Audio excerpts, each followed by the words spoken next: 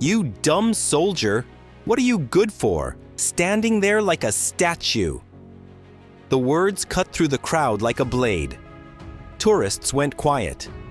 A woman in her 40s, wearing a loud yellow coat and a louder attitude, had just broken every unwritten rule of respect at Buckingham Palace.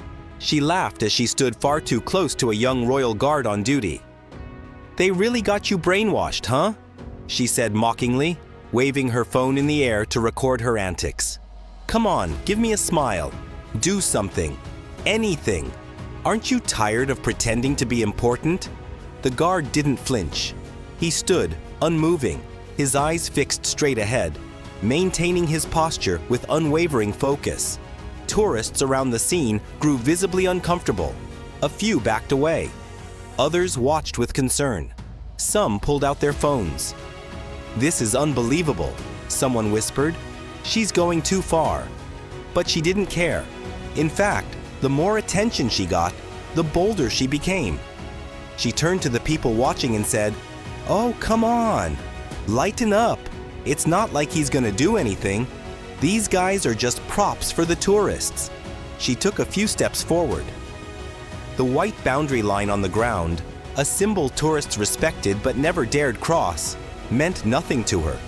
Someone tried to stop her. "Ma'am, you can't cross that line." But she ignored him. "Relax. What's he gonna do? Call the Queen?" She moved even closer and touched the guard's uniform. "Wow," she mocked. "Is this real? Or just part of the act?" Her fingers trailed across the sleeve. "You have to stop," a woman in the crowd said firmly. "That's disrespectful." But again, the woman just laughed. "Disrespectful? Please, I'm the one paying taxes when I visit. I'm giving him a job." Then she did the unthinkable. She lightly slapped the guard's face. Not a hard strike, but the intent was clear. It was humiliation, disrespect, a deliberate attempt to provoke. Gasps rippled through the crowd. Phones were already recording. Children stared in confusion. Some adults looked outraged. And yet, the guard remained still. But everything had changed. His stillness wasn't weakness. It was restraint. It was a deep discipline rooted in values the woman could never understand. His composure was not fear. It was strength. People started whispering. She crossed the line. Then, with calm and power, the guard took a single step forward. The sound of that step echoed through the space like a gavel striking in court. Heads turned, eyes widened. "Ma'am," the guard said, his voice strong and clear, "you have crossed a restricted boundary and assaulted a member of the Royal Guard. Step back immediately." The woman blinked in shock. She hadn't expected that. Her smugness wavered. She tried to save face. "Oh, please, it was a joke. Are you really taking this that seriously?" The guard didn't respond. He didn't need to. His words had already carried all the weight they needed. Security moved in, quiet but firm. One of the officers addressed her calmly. "Ma'am, you're being asked to leave the area. Your behavior is unacceptable." "What? Are you serious? This is ridiculous. I didn't even hit him hard." But the crowd had turned. Murmurs of approval for the guard were growing louder. She had no right. Finally, someone stood up to her. She needed to be put in her place. With dozens of eyes and cameras on her, the woman had no choice. She was escorted out, still complaining, but no longer heard. The sound that replaced her voice was applause. Genuine, unified applause from tourists and bystanders.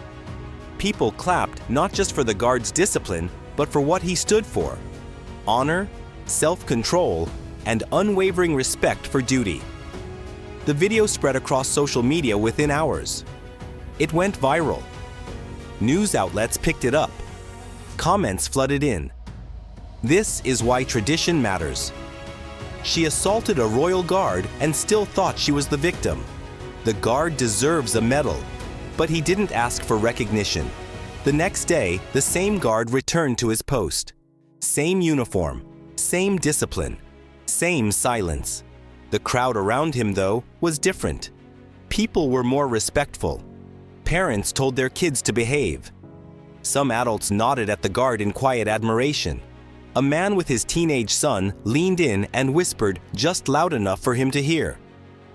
"Thank you for showing what real strength looks like." The guard didn't speak. He didn't smile. But there was something different in the way he stood.